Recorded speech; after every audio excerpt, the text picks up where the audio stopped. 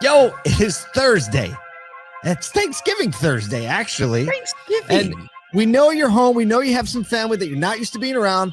So we're going to help you out with 50 questions to ask awkward family. Everywhere I go, the people really want to know. And I don't all know. 50. We're actually going to we're not going to do all 50. rapid fire. It's going to take Paul No. 3.5 minutes. He's actually a fast talker. You've never heard him do this. It's a I'm whole not new gonna do skill 50 he's developed questions. over the fall. Look, your boys ain't going to leave you hanging on Thanksgiving because we know how it can be. No. You have people over that you're not used to having over, or you took a trip to somebody's house that you don't usually go over, and you're awkwardly Exactly. sitting on the couch somewhere with an earbud in listening to this podcast because you're just trying to find an excuse to do something that you don't want to do. Yeah, like the parade hasn't started yet. You're frustrated about that. You can't talk about the balloon, right? Because that's like the favorite morning, and no football has started, so you can't awkwardly act like you actually like football. And you haven't even eaten chips yet, so you can't talk about which chips you like or not. So you got to have a conversation. So we're here for you. We're here for you. We got you. We got your back. I wore my dress whites hat. If you're not watching the live, Kyle stream, has a white hat on. I didn't even Nuts. know what to do with that. Crazy. I immediately thought of like 2003 Backstreet Boys. Yes. Except they didn't have any beards. If you were clean shaven, you'd probably do a white hat, blue eyes, clean shaven. He's boy band Crushed that material boy right band. now. Yes. So we went and we searched the internet for the best questions to ask to break that awkward family silence. And thanks to our friends at apartmentguide.com, we have 50 questions linked up in the show notes, but we're going to read some of the best ones for you. And some of these could be a little explosive, but it depends on your family. So you're definitely like, for instance, this one, don't ask this one. Okay. Don't, please. If you became president, what's the first thing you would do to make the country a better place? That's off limits. Shut down the party. Everyone be like, please. Okay, that's an example of what not to ask. I don't even know why this is on the list. Apartment Guide, you got that one wrong.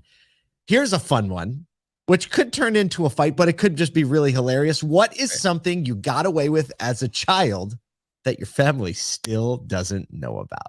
Now, all you like, if we got like 18 to 20. Are you going to answer that question? Kyle, What, me? are you gonna, will you answer that question right now? See, I was one of these kids that was like, I told my parents everything, and I was so boring as a kid, like legitimately boring as a person, that I just never got my hands. Okay, well then I'll share one. And if my parents are listening, which I don't think they listen to this show, they listen to like the Clarity Compressed ones. So I had just got my license, maybe not just got my license. I probably had it for a year, and we had like a 1984 Caprice Classic. You remember those? Yep. Gigantic vehicle. Massive. Ours was like doo-doo brown color with no clear coat left on it. So like you can get the picture, but that sucker had this big V8 in it. And so we'd go down by the church parking lot that had something that looked a little bit like a drag strip. And I learned about something called neutral drops.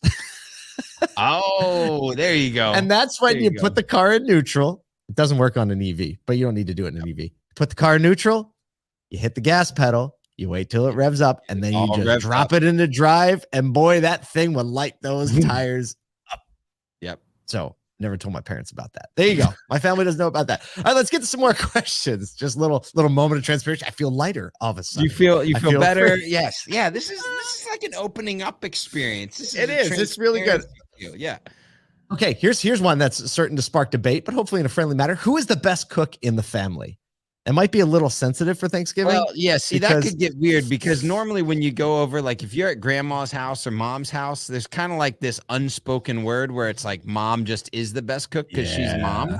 So like that could get sideways as if it's like, yo, dad is a way better cook. Like I love his grilling. Like mom would all of a sudden, But I get it's a good question because it could spark a little like healthy debate, Let's give you a few rapid fire.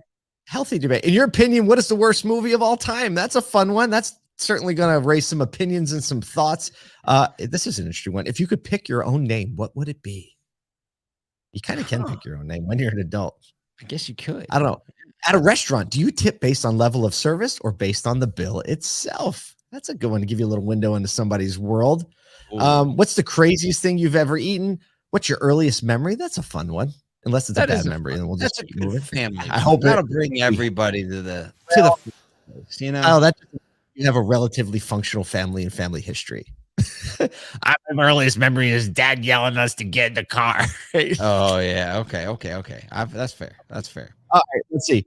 I'm not even. Don't ask if you were invisible for a day. What would you want to observe? Let's not do that. Do that. Why? Apartment guys, come on. Bad one. Yeah. If your family had a theme song, what would it be? That could be really, really fun. Oh, that's amazing. Yes. I feel like some of these, this should be like a party game where like you have to write it on a piece of paper, hand it in to someone reads it off, and then everyone guesses whose that is. I think that'd be really good right now. Yeah. That would be. Maybe we're going to turn this into some rules. Okay. How much money would it take for you to bungee jump over the Grand Canyon? We'll leave you with that one. How much money would it take you to bungee jump? Kyle, answer that question. I mean, honestly, not that much. Like you could probably get me for a couple $100, I feel like. And a trip to the Grand Canyon?